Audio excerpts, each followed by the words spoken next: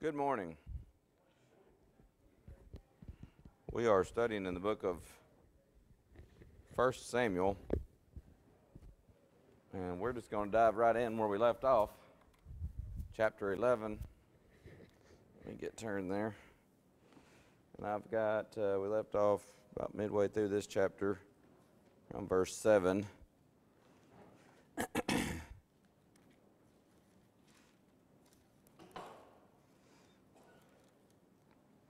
The people have asked for a king.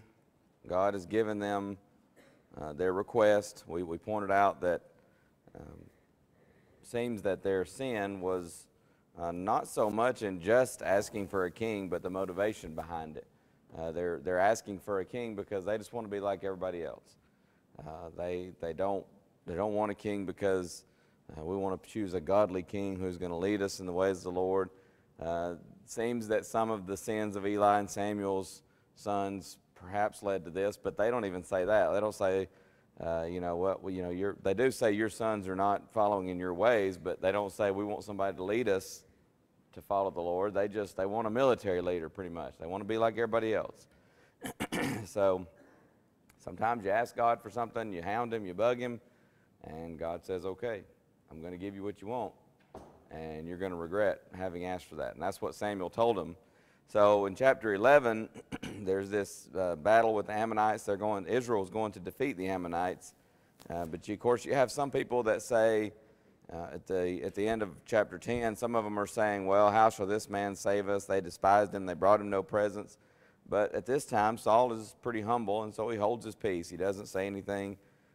He just, he lets it go. Then you have this Ammonite conquest. That's chapter 11 where we left off. The Ammonites come and they want to, persecute Israel. They're going to thrust out their right eyes. And Israel, the men of, it's Jabesh Gilead, right? Yes, verse 1. Those men of Jabesh Gilead, they say, well, give us a few days. Let us see if we can find some help. And the Ammonites are so confident that either A, you can't find any help, or B, even if you do, we're going to whoop you either way, that they say, sure, take a few days, go send out messengers, get yourself some help. Reminds me of later on in 2 Kings, the king of Assyria, Sennacherib. It's actually his general, the Rabshakeh. He's going to make a statement to Hezekiah and the people of Judah, and he's going to say, I'll give you horses if you've got riders to put on them. If you got men that can ride, I'll give you the cavalry horses if you can put riders on them. So it's kind of the idea of, what a joke, go ahead and send out for help. You're not going to get any help, and it won't do you any good if you do. So they end up, Saul, of course, takes a yoke of oxen, he slaughters them, he divides them up. It does say in the text, the Spirit of the Lord came upon him. I would have to look. I'm not aware of an instance in Scripture where it says the Spirit of the Lord came upon whomever, where that was not miraculous. Every single time, the Spirit coming upon them, causing them to act in a miraculous way. Sometimes it would happen with Samson, and he would perform these feats of literally miraculous strength. This occasion, if it is non-miraculous, it'd be the only one that I'm aware of in Scripture that I can think of off the top of my head. That's why I think it could possibly have happened, but maybe there was some miraculous strength here or something that he just, maybe in almost like one act, he just, and he hews up this yoke of oxen, divides them into pieces, sends them out. The people get the message loud and clear, though, is the point here. So the men of Jabesh, they tell the Ammonites, we're going to come out tomorrow, and, you just do with us whatever seems good. They're kind of, leading them on here as if, well, we couldn't get any help, and just come out tomorrow and, well, just do the best we can. So they come out, and the morning watch, the watch right before dawn, I was trying to look and see what the King James has there. Yeah, the morning watch. This is the watch that's right before dawn, right at daybreak. So this is a surprise attack. They defeat the Ammonites. Verse 11, there were not two of them left together. Now the people say in verse 12, who is it that said, shall Saul reign over us? Bring the men that we may put him to death. Saul is still humble at this point. He says, there's not going to be a man put to death this day, for today the Lord hath wrought salvation in Israel. So now everybody's on board, so to speak, with Saul being king. All the people, the rank and file, as we sometimes say. So Samuel says, let's go to Gilgal and renew the kingdom there. So they go to Gilgal. There they made Saul king before the Lord. This is king again. You know, he's been anointed before. He's been presented to the people. It seems this would be something to do with some of the folks saying, oh, is he going to be king over us? We don't want him. Now everybody's on board, so that's why he says, let's go renew the kingdom. So they do. They rejoice. Then you come to chapter 12. This has been a lot of folks, if you want to put a title for the chapter or a heading, a lot of folks call it Samuel's resignation. This is his resignation speech. Samuel is resigning as their judge, not necessarily resigning as a priest, but he's resigning that office of a judge because now they have a king. And he's going to speak pretty sternly with them. One of the things that he's going to say, he says, you know, the king's walking before you. I'm old, I'm gray-headed, verse 2. My sons are with you. I've walked before you from my childhood unto this day. That's literally true. Remember, he was at the temple from a very young age. His mom prayed, his mom being whom? Hannah. She prayed, Lord, if you give me a son, I will, as she puts it, loan him to the Lord. I will give him to the Lord all the days of his life. God gave her a son. She brought him up. She weaned him, and that'd be a much older age than what we would think of that now. And she got him old enough where he could take care of himself. And she brought him to the temple and left him. And, of course, God blessed her with other sons later. But notice what he says in verse 3, Samuel. Behold, here I am, witness against me, before the Lord and before his anointed. Whose ox have I taken? You know, he says, I haven't taken anything from anybody. I haven't defrauded anyone. Or he's asking, have I taken anything from you all? Have I defrauded you? What else does it say? Have I oppressed you? Of whose hand have I received a bribe? And he says, just let me know and I'm going to make it right. And what a testimony to Samuel. Because the people, he's saying this before the nation. And the people all say, you haven't defrauded us or oppressed. You haven't taken anything. And so he says, the Lord is witness against you, and his anointed is witness this day, that you've not found aught in my hand. They say he's witness. So he goes on and gives a little bit of history, and I'm going to skip through that kind of quickly because he's kind of rehearsing the period of the judges and such, and we've talked about that. If you notice something in verse 11, he mentions there, the Lord sent Jerubbaal. Who is that? Do you remember? I know that's been a few weeks, maybe a few months. Gideon. Gideon is also known as Jerubbaal. Remember, they called him that because he destroyed the altar of Baal. And Bedan and Jephthah and Samuel, and delivered you out of the hand of your enemies on every side, and you dwelled safe.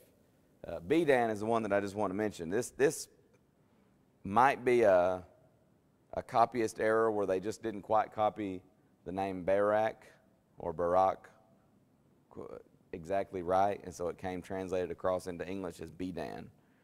Some scholars have studied it and say that we think it's just a misspelling. Somebody misspelled Barak, and this should have been Barak. Or, and by the way, in the Septuagint, it is Barak. What is the Septuagint? I mention that sometimes. I don't know if I always give you the details on that. I don't want to just assume you know what something is. What is the Septuagint? It's also called the LXX sometimes, because LXX is the Roman numeral for 70. And Septuagint, if I'm not mistaken, is Latin. Anybody, any of you folks know Latin? Is that Latin for 70?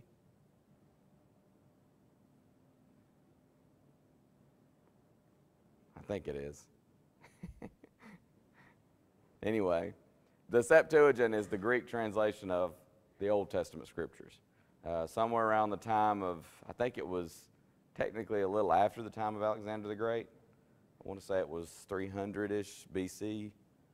336 comes to mind. I have no idea why. That may be completely off, but for some reason 336 popped into my head.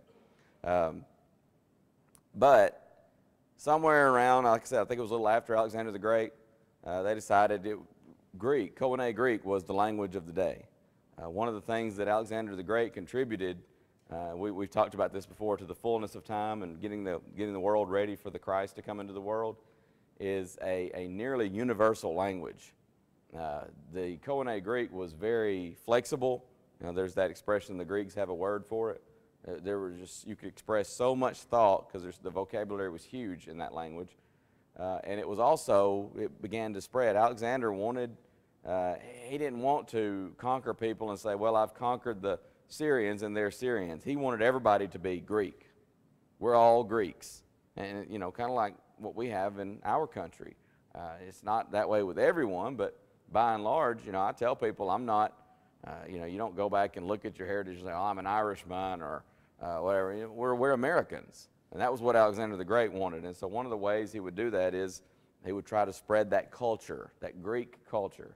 And a big part of that was the language. So somewhere, like I said, I want to say it was around the 300s BC, they translated the Old Testament scriptures from Hebrew into Greek. And that's the Septuagint, or as it's often called, the LXX. 70 meaning, naming it that because of 70 translators. There were about 70 translators. But the LXX has Barak, and also the Syriac version of the Old Testament, 1 Samuel particularly, has Barak. So Bedan may be a misspelling for Barak, or here's the other possibility, might just be an unnamed judge. It might just be somebody that we're not told. The Bible does not say in Judges that we're given every single judge that ever judged Israel. Remember, the judges did not rule all Israel at one time.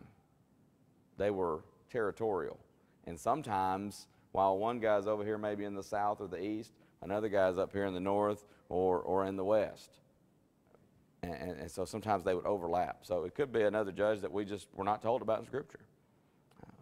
We don't know for sure, but just wanted to mention that in case you caught that and you're sitting here and you're seeing these judges mentioned, Gideon, Jephthah, Samuel, and then who's this Bedan? Well, those are the two possibilities. So he mentions, when you saw Nahash come against you, you wanted a king, even though in verse 12, the end of the verse makes it very clear, the Lord God was your king. God was your king. And so you've rejected him as your king. So he says, here's the king. You can picture Samuel motioning to King Saul. Here's the king you have chosen and whom ye have desired. This is what you wanted. You asked for it, you begged for it, you pleaded for it. Congratulations. God's given you what you want.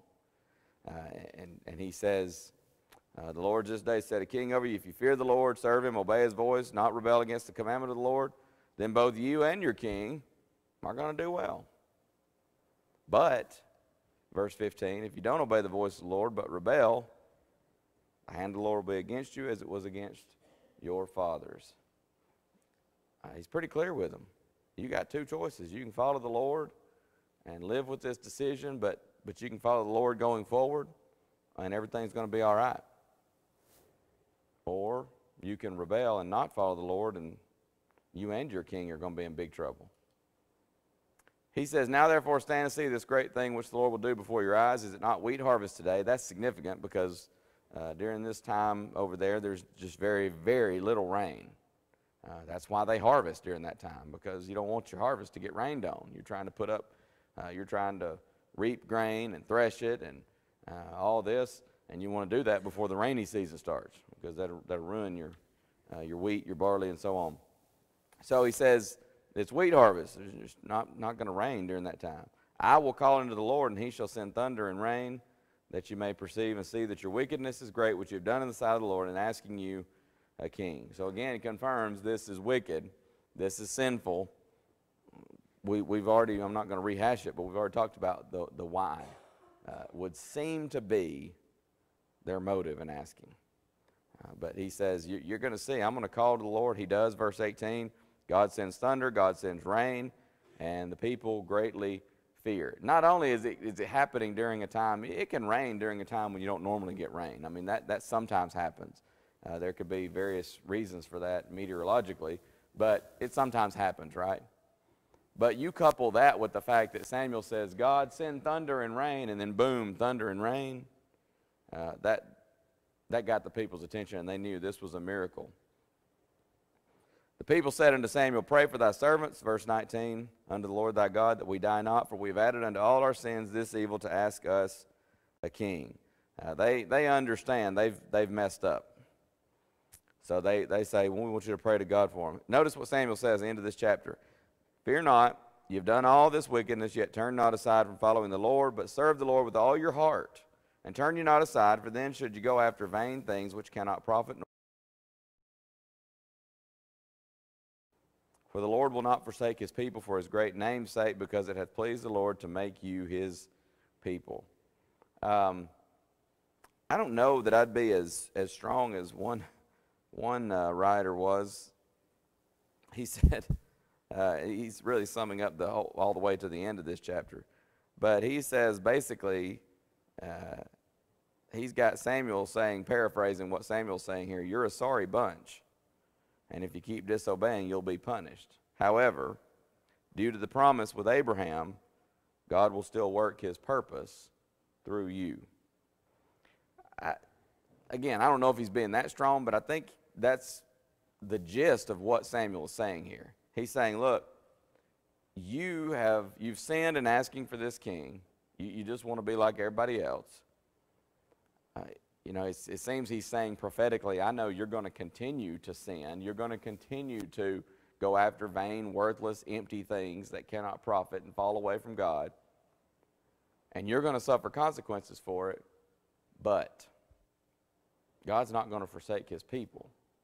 And he's not saying that because he's saying, hey, don't worry about it. You guys are sinful, but, God understands and he's not worried about that. That's not what he's saying at all. What he's saying is God made a covenant, or I was thinking a promise, same thing. God made a promise. He made a promise to Abraham. In thy seed shall all the families of the earth be blessed. And Samuel says, you sinned in asking for a king. I know you're going to continue to sin. You're going to continue to mess up. But I want to tell you, nothing will stop God from keeping this promise that he has made. He will keep his promise. You may be unfaithful. He'll be faithful. And so you see this sometimes with Israel, and sometimes people, they mistakenly look at that and they think, oh, well, God's just winking at sin, or he's just overlooking it and, turning the other way. Well, I know these people mess up all the time. No big deal. That's not what he's doing at all.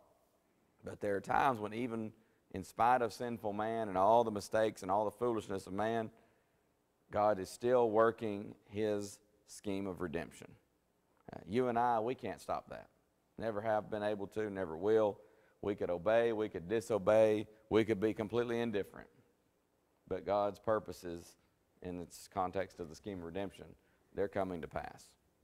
And so he says God's not going to forsake his people. And it's not because they were so great. In fact, in what's the passage? Deuteronomy 7, 6 through 8, he's going to tell them, God didn't choose you because you were some great, mighty nation. You were the least of all the nations. You were the weakest of the nations. God chose you because he made a promise. You're the descendants of Abraham, and he made a promise to Abraham. Later on, John the Baptizer is going to say to them, don't think to yourselves because Abraham's our father that God owes you something. He says, God can raise up seed to Abraham from these stones. So the point is, God made a promise, and he's going to work out his promise. And that's kind of the point there of verse 22. Notice 23, moreover, as for me, God forbid I should sin against the Lord in ceasing to pray for you, but I will teach you the good and the right way. Well, there is a time to stop praying for someone. 1 John 5 even talks about that a little bit. There comes a time when, and in fact, God's going to tell Samuel that later on in regard to Saul. But it's not here. He says, God forbid I should cease praying for you.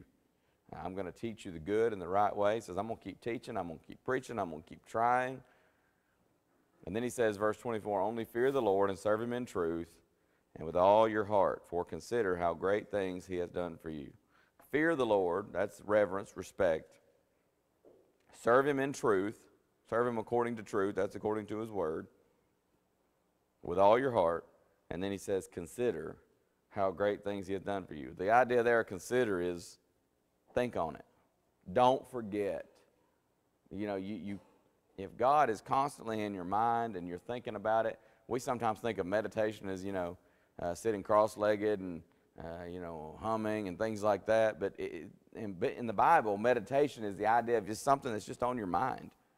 It's on your mind constantly because you are thinking about it. And so that's the idea here when he says, consider the Lord and consider how great things he has done for you. Listen, if you reverence God, if you have a deep respect, reverence for God, and if you are thinking often about the great things that he's done for you, and if you're following the truth, his word, then you're going to serve God. And you're going to be living your life pleasing in his sight. But, verse 25, if you shall still do wickedly, ye shall be consumed, both ye and your king. He says, you got two choices here, folks. God's going to work out his purposes regardless. But you in your individual lives, you got two choices. You can follow the Lord, and you can be blessed, both here and in the hereafter, or you can reject the Lord, and you will be consumed, you and your king. It's a pretty strong statement coming from Samuel there. So moving on into chapter 13, now you've got Saul's sin. Saul this is where you see a change. So he'd reigned 1 year. Then when he has reigned 2 years, he chooses some men. They're going to go out to battle. He's got this, I guess, kind of like a standing army of 3,000 men. 2,000 are with Saul in Michmash and there at Bethel, and you've got 1,000 with Jonathan in Gibeah. The rest of the people go every man to his tent. So this is the standing army, about 3,000 people. Two military forces, I guess, to protect Saul and his son. So, Jonathan, he smote the garrison of the Philistines, which was in Geba. Philistines heard of it. Saul blows the trumpet throughout all the land, saying, let the Hebrews hear. By the way, garrison, some folks have said that the Hebrew word can have the idea of a leader of the garrison.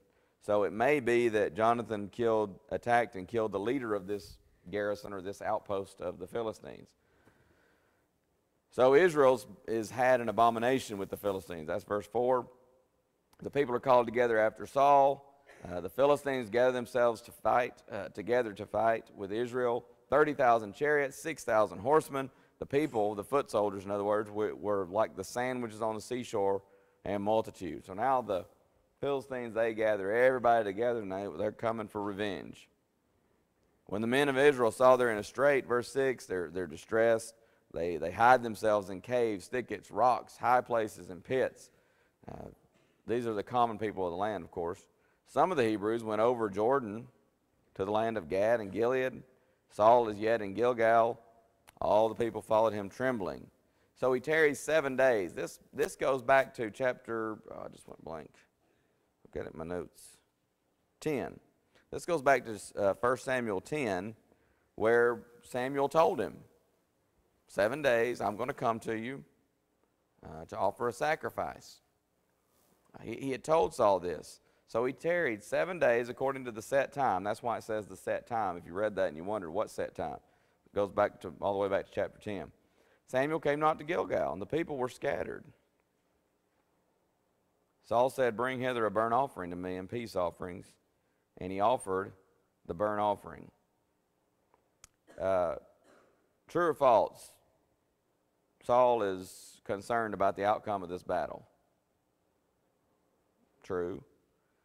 True or false? He's worried about losing this battle, going into it without having worshiped God and given this sacrifice to honor God. That's true.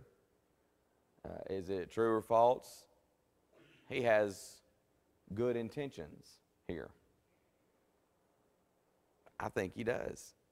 Every indication is that he's doing this because he understands we don't want to go to battle without having worshiped God and receiving a blessing from God. But you and I know from here and other scriptures as well that just having good intentions doesn't mean you can just ignore what God's law says, does it? Paul is a Benjamite. Levites were to offer sacrifices, these burnt offerings and peace offerings. But Saul does it, verse 9. And what timing by Samuel, right? If he'd just waited a little bit longer, some guy, in fact, I've got in these notes here that I was, that is what impeccable timing by Samuel. I disagree. Around what impeccable timing by Saul,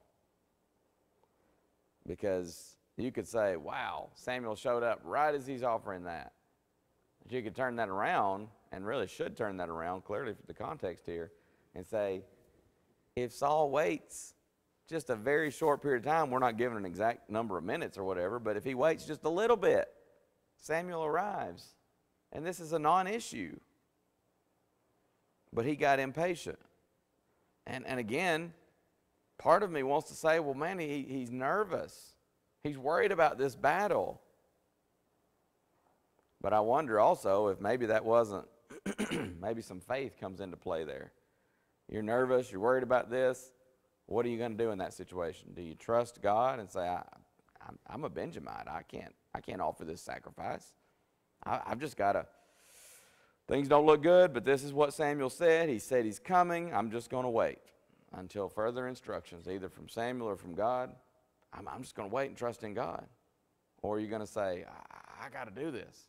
Yes, ma'am. It seems to me like the key is going to his head. I think so. I think this is where you're seeing some change in Saul. He's been the king for a couple of years. He sees the world the king. And now he's like, okay, I can do this. I'm the king. Yeah, it does. It seems like, and it's been 2 years. That's what the beginning of the chapter says. At first he's hiding himself among the luggage. He doesn't even want to be found to be presented to the people as king. Then there are people that are saying, is this man going to rule over us? And he holds his peace. He doesn't say, hey, seize them. He holds his peace. Later on, they have this great victory over the Ammonites. And now some of the people are saying, where are those people that said they didn't want him to reign over us? We're going to kill them. And Saul says, no, nobody's going to die. God's wrought a victory. Let's just be thankful for the victory. You see such humility. And here you're starting to see a different person. And it does seem that 2 years of being king, he's starting to think, you know what? I got this. And instead of depending on God, he's starting to put some more confidence in himself. You definitely see a different person here, and especially in chapter 15, and especially end of the book as he goes chasing after David. That's a totally different person than what we saw in the beginning. It's unfortunate, but you can't deny it when you see it. It's almost like a different person. And probably a lot of us could relate to this, but I have worked with people that, great people, worked with an organization one time, and there was a fellow promoted to the top. He was going to lead the organization. At the time, seemed like a great decision for a month or two maybe. Things went really well. And then all of a sudden, it was like something changed. And several of us talking about it, we just decided, we thought, and to this day, I believe it, I think the power went to his head. I heard someone say one time that, I don't remember where the quote came from, but if you want to know the test of a man's character, sometimes we think, let a man endure adversity and you'll see his true character. I think that's true to an extent. But this fellow was saying, if you want to see a real test of a man's character, don't give him suffering, give him power. Give him power and see what he does with that. It's why sometimes there can be trouble with law enforcement, government officials like that. They get some power and all of a sudden they think, man, I run the show. because some people, their character's so rotten that they can't handle it. And, I think that's a great point. I think Saul is starting to change here, and you see it because he just decides, I'm not waiting on Samuel. If he'd waited just a little bit longer, Samuel would have come. So Samuel arrives now. Saul goes out to meet him, and Samuel is, you can almost picture Samuel distraught here. This was a big deal. You don't offer a sacrifice as a Benjamite. You don't offer a sacrifice as anyone but a Levite, a Levitical priest. And he says, what have you done? Can't you just see Samuel walking up and going, maybe he sees the sacrifice burning there, and he goes, what? What have you done? You ever done that, mamas? You walk into a situation and you look at your child and you just say, what have you done? One of the first times I was mowing, I mowed over some non-grass. I can't remember if it was flowers or vegetables, but my mom came out, and I remember her eyes were so big, and she was furious. And she said, what did you do? I mowed the grass, Mama. You could say thanks. She did not say thank you. She was not happy. So you could just see Samuel saying, what have you done? And so he says, because I saw that the people were scattered from me, and you didn't come. It's your fault, kind of, Samuel. You didn't come within the appointed time like you said. The people were scattered. You didn't come. The Philistines are gathered. They're just right over there, and we're about to get whooped by these Philistines. And so they're going to come down to Gilgal, and I haven't made supplication unto the Lord. So you can almost see him kind of almost patting himself on the back here. Well, I forced myself. I just forced myself and offered a burnt offering. Didn't want to do it, but I'm just a man doing what I had to do. Samuel said, thou hast done foolishly. You messed up, Saul. You haven't kept the commandment of the Lord thy God, which he commanded thee, for now would the Lord have established thy kingdom upon Israel forever. But now thy kingdom shall not continue. The Lord hath sought him a man after his own heart. That's David, of course. And the Lord hath commanded him to be captain over his people, because thou hast not kept that which the Lord commanded thee. The commanding is going to be in future tense, but it's so certain, it's spoken of here as if it's already happened. Samuel arose and gat him up from Gilgal unto Gibeah of Benjamin, and Saul numbered the people that were present with him about 600 men. Philistines are encamped there at Michmash. Spoilers came out of the camp of the Philistines. You got one company turning one way, another company turning the other way. There's no smith found throughout the land. The Philistines, this is verse 19, didn't want the Hebrews making swords or spears. So the Israelites had to go down to the Philistines just to sharpen an axe or a mattock, something like that.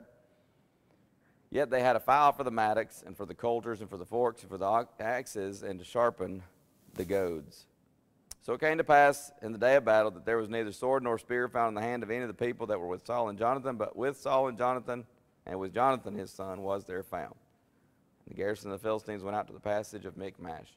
So they didn't even have swords and spears for the most part. They're going to go out and fight against these Philistines.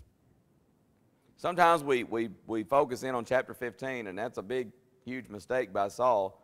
But this is actually the one where God says, you've lost the kingdom.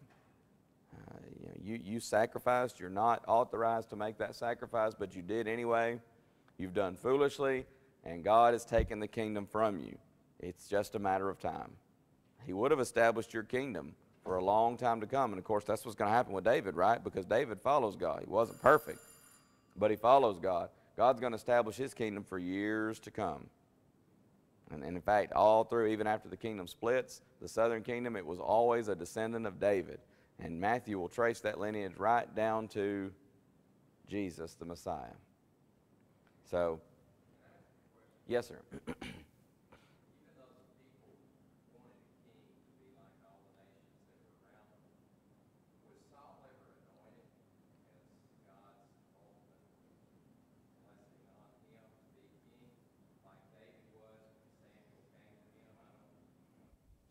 Yeah, that was in chapter 10 when he takes him aside. Let me see the exact verse.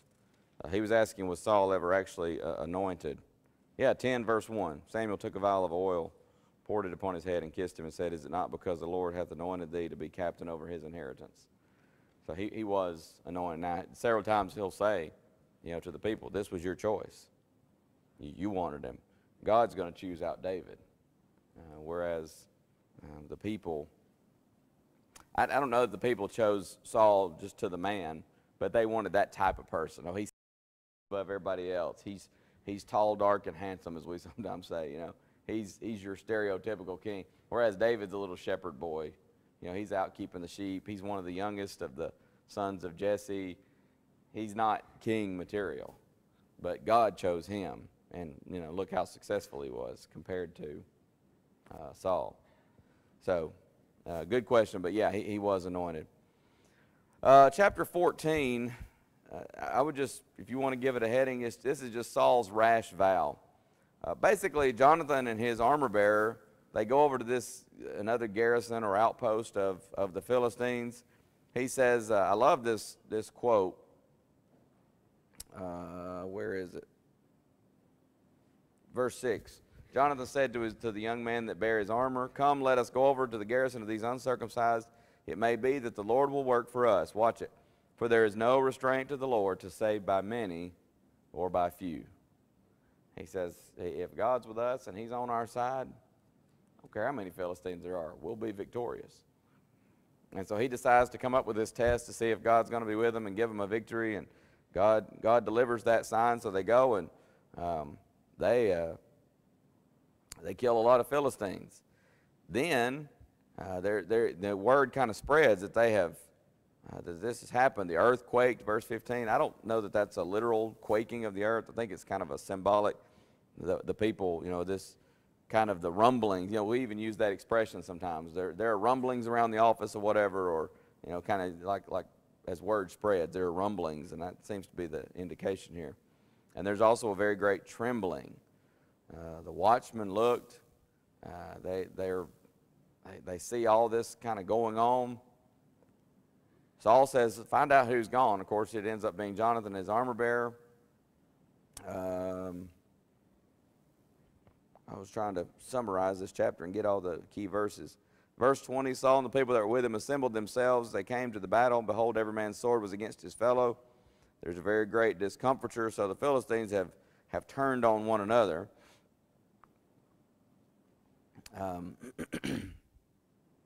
Then drop down to 23.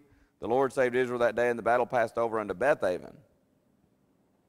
The men of Israel were distressed that day, for Saul had adjured the people, saying, here's Saul's really foolish, rash vow. Cursed be the man that eateth any food until evening, that I may be avenged on mine enemies. So none of the people tasted any food.